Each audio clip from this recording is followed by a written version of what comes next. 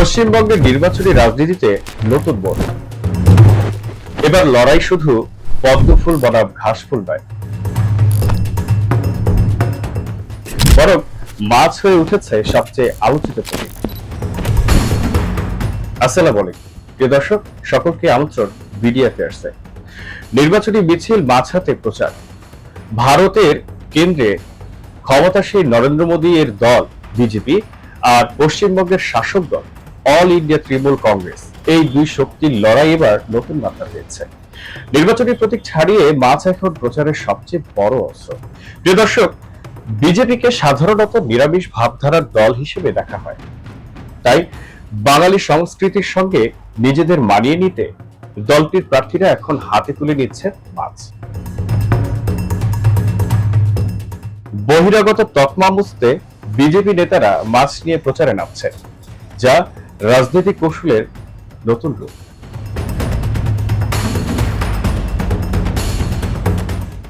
অন্যদিকে তৃণমূল নেত্রী ও মুখ্যমন্ত্রী মমতা ব্যানার্জি এই ইস্যুকে করেছেন আরো তীক্ষ্ণ।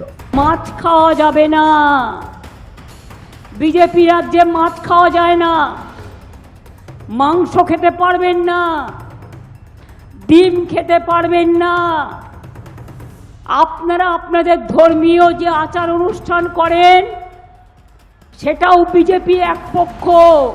মমতার এই দাবি বাঙালির মাছ ভাত সংস্কৃতির ওপর হুমকি তৈরি করেছে বিজেপি। তবে বিজেপিও পাল্টা জবাব দিতে পিছপা নয়। দলের নেত্রী স্মৃতি ইরানি এই অভিযোগকে সম্পূর্ণ মিথ্যা বলে উড়িয়ে দিয়েছেন। তৃণমূলের মহিলা নেত্রী তৃণমূলের এমপিসকে ডাইরেক্ট করেছেন।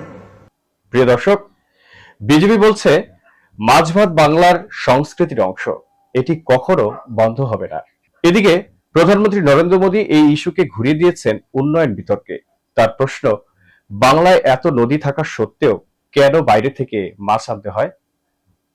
बीजेपी या एनडीए सरकार जहां जहां है वहां मछली उत्पादन तेजी से बढ़ रहा है। आपके पड़ोस में बिहार भी कभी दूसरे राज्यों से मछली मंगाता था।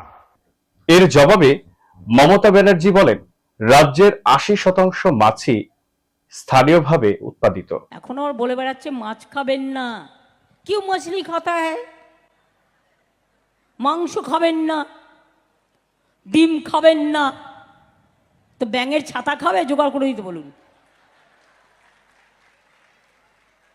না। বার্লি খাবে, যার যা ইচ্ছে খাবে। যে ভেজ ভালোবাসে ভেজ খাবে, যে ননভেজ ভালোবাসে ননভেজ খাবে। এই দেশটা আমাদের সবার। বাংলায় মাছ শুধু খাবার নয়, এটি সংস্কৃতি, পরিচয়, এমনকি শ্রেণীর প্রতীক। উপন্যাস থেকে রাজনীতি সবখানেই মাছের গভীর উপস্থিতি। প্রিয় দর্শক, বাংলার ফুটবল সংস্কৃতিতেও আছে মাছের ছাপ। ইলিশ বনাম চিংড়ি, ইস্ট বেঙ্গল বনাম মোহনবাগান, ইস্ট বেঙ্গল ক্লাব সমর্থকদের ইলিশ আর মোহনবাগান সুপার জিয়ান সমর্থকদের চিংড়ি, এই বিভাজনও ইতিহাসের অংশ। এমনকি কূটনীতিতেও মাছ। দুর্গাপূজায় বাংলাদেশ থেকে পশ্চিমবঙ্গে ইলিশ পাঠানো হয়। প্রিয় দর্শক, সব মিলিয়ে মাছ এখন শুধু খাবার নয়, বরং রাজনৈতিক প্রতীক, সাংস্কৃতিক পরিচয় এবং আবেগের কেন্দ্রবিন্দু। এই নির্বাচনে মাছ হয়তো সরাসরি ফল নির্ধারণ করবে না, কিন্তু লড়াইয়ের ভাষা বদলে দিয়েছে নিশ্চিতভাবেই।